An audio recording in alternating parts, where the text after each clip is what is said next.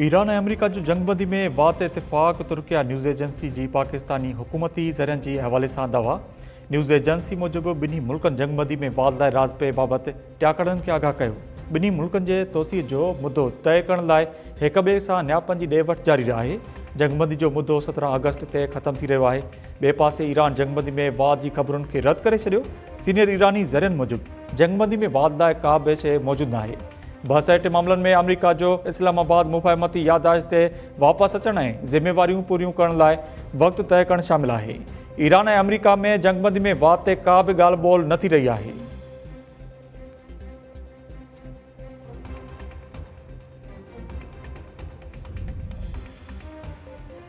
अमरीकी फ़ौज असांजी तसवर खां वधीक कमज़ोर निकिती।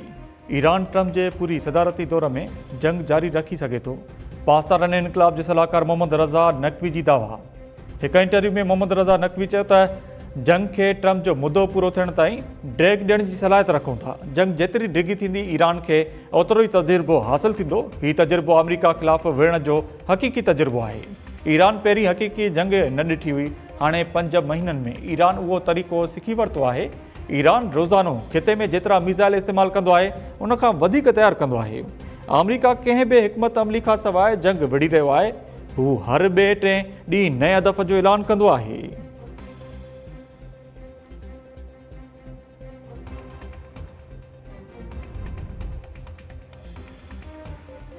पाकिस्तान सऊदी अरब ऐं तुर्किया सां दिफ़ाई मुआहदे में तोसी जो इशारो ॾेई छॾियो। परॾेही तर्जुमान चयो आहे त मका मुआहदो अमन ऐं सलामती जे हवाले सां रुॻो 3 मुल्कनि ताईं महदूद न आहे। मुआहदे तहत खिते ऐं उनखां ॿाहिरि इज्तिमाही सलामती यकीनी बणाइण लाइ कोशिशूं जारी करे रखी वेंदियूं। पाकिस्तान हिन मुआहदे लाइ अहम किरदारु अदा कयो। मुआहदे में वाज़े आहे त हिकु मुल्क ते हमिलो सभिनी ते सम्झो वेंदो। सऊदी अरब जे सिविल एटमी तवानाई जे हक़ जो एतिराम ऐं हिमायत करियूं था। ॿिए पासे दिफ़ा बाबति पार्लियामानी कमेटी जे मेंबर फ़तेह ख़ान चयो त मका मुआहदे में हाणे क़तर बि शामिलु थींदो।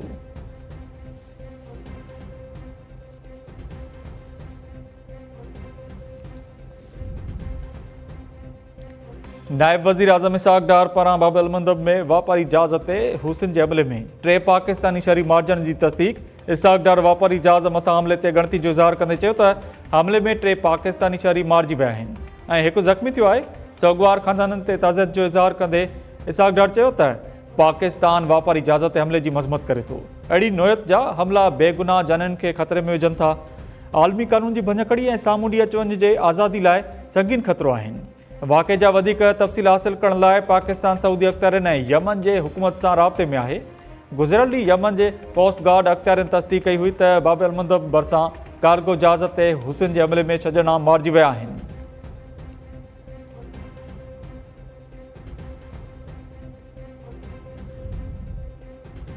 घर वज़ीर मोहसिन नक़वी जी तेहरान में ईरानी सदर मसूद पुज़ुशकियान ऐं परॾेही वज़ीर अब्बास इराक़ची सां मुलाक़ात। ईरानी मीडिया मूजिबि मोहसिन नक़वी ईरानी क़यादत खे खिते जी मौजूदा सूरत बाबति वज़ीर आज़म शहबाज़ शरीफ़ ऐं फील्ड मार्शल सैयद आसिम मुनीर जो पैगाम पहुचायो।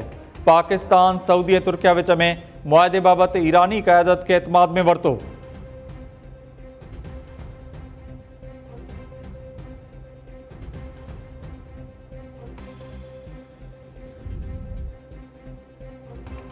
मेरठ ते 7 लख क़ाबिल ॿारनि खे लैपटॉप ॾिना। माज़ी में लैपटॉप विराइण ते नौजवाननि खे रिश्वत ॾियण जो तानो ॾिनो वेंदो हो। माण्हुनि लाइ लैपटॉप रुॻो मशीन आहे, असां लाइ मिशन आहे।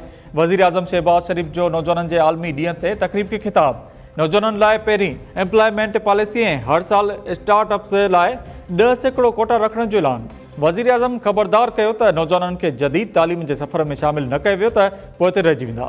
नौजवाननि खे बराबरि तालीम जी फ़राहमी खां सवाइ तरक़ी मुमकिन आहे। दानिश स्कूलनि जो दाइरो ॿियनि सूबनि ताईं वधाइण ऐं ईंदड़ साल इस्लामाबाद में दानिश यूनिवर्सिटी ठाहिण जो ऐलान। वज़ीर आज़म शहबाज़ शरीफ़ शागिर्दनि खे चयो त पैसो न हुजे, नंबर्स आहिनि त दानिश यूनिवर्सिटी जा दर नौजवाननि लाइ खुलियल आहिनि।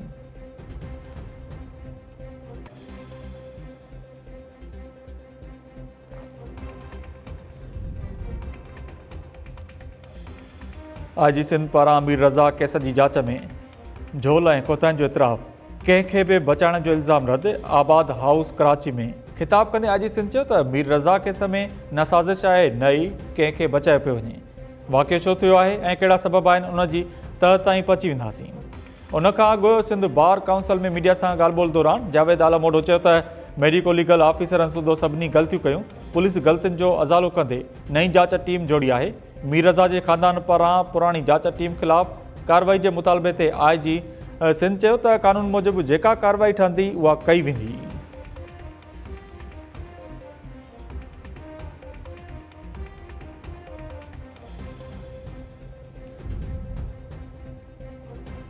जिना सिंध मेडिकल यूनिवर्सिटी जी प्रोफेसर डॉक्टर निगहत शाह खे रिटायर थियण खां हिकु ॾींहुं पहिरीं वधीक 3 सालनि लाइ प्रोफेसर मुक़ररु करण जी हिदायत।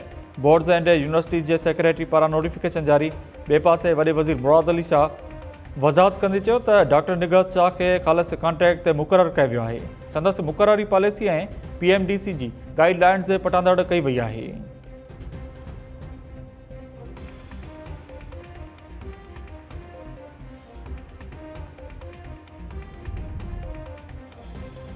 पंजाब जे इलाइक़े रहीम यार खान में क़त्ल थियल PP कश्मीर जे अॻवान ऐं संदसि गार्ड जा लाश दफ़नाया विया। कश्मीर जे ॻोठु मीर साहिब कोश गैलपुर में जनाज़े नमाज़ अदा कई वई। PP कश्मीर जो नायब सदर ऐं कोश बिरादरी जो चीफ आलमगीर खान सूदो 3 ॼणा सादिकाबाद में मारिजी विया हुआ। इलाइक़े वासियुनि मूजिबि कोश दुर्जा हथियारबंद फायरिंग करे फ़रार थी विया। मक़तूलनि में आलमगीर खान जो गार्ड माशूक कोश ऐं सादिकाबाद जे इलाइक़े चढ़ड़ वासी नाज़म कोश शामिल। मक़तूल आलमगीर खान जे ख़ानदानी ज़रियनि मूजिबि 6 महीना अॻु मुबैना पुलिस मुक़ाबले में मारिजी वियल मेलाऊ कोश मारिजी वियो हो। मेलाऊ कोश जे वारसनि आलमगीर खान ते माराइण जा इल्ज़ाम आया हुआ। उन जी पलांद में आलमगीर खान खे क़त्ल कयो वियो आहे। ॿिए पासे रहीम यार खान पुलिस 7 जवाबदारनि ख़िलाफ़ क़त्ल वाक़े जो केस दाख़िल करे छॾियो। DPO इरफान समूह पारां मक़तूल PP अॻवान जे पोइरनि सां मुलाक़ात करे जवाबदार जल्द गिरफ़्तार कराइण जी ख़ातिरी।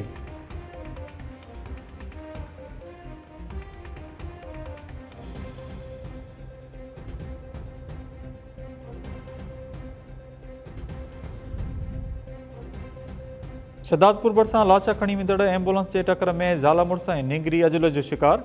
बरवण रोड ते मोटरसाइकिल सां एम्बुलेंस टकराइजी वई। फोतनि में प्रभु कोहली संदसि ज़ाल शर्मिती राणी ऐं 3 वरनि जी धीउ चांदनी शामिल। मोटरसाइकिल सवार कुटुंब झोल वञी रहियो हो त हादसो पेश आयो। पुलिस एम्बुलेंस ऐं ड्राइवर खे तहवील में वठी थाणे मुंतक़िल कयो।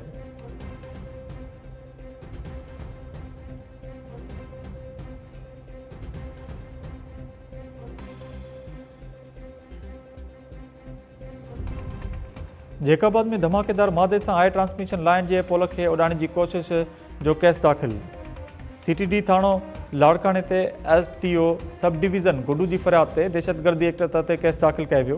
केस मूजिबि अणॼातल जवाबदारनि हाई ट्रांसमिशन लाइन जे पोल खे धमाकेदार मादे सां उॾाइण जी कोशिश कई। उन जो मक़सदु मुल्क खे मुख़्तलिफ़ इलाइक़नि ताईं बिजली जी रसद रोकणो हो।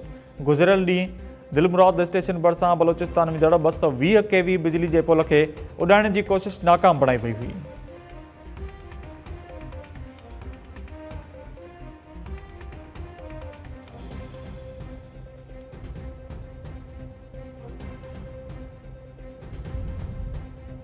मियां साहब भरिसां 12 वरनि जो नीगर शाख में ॿुॾी फौत। इमाम बख़्श बिरोही पैर तिरकण सबबि ज़रखेल शाख में किरी पियो। ॻोठाणनि गॾियल कोशिशुनि सां नीगर जो लाश ॿाहिरि कढी वरितो। टंगवाणी जे ॻोठु बुढो चोलियाणी में 2 सालनि जो मासूम ॿारु पाणी जे तलाउ में ॿुॾी फौत। यासिर चोलियाणी रांदि खेॾी रहियो हो त तलाउ में किरी पियो। वारसनि लाश ॿाहिरि कढी वरितो।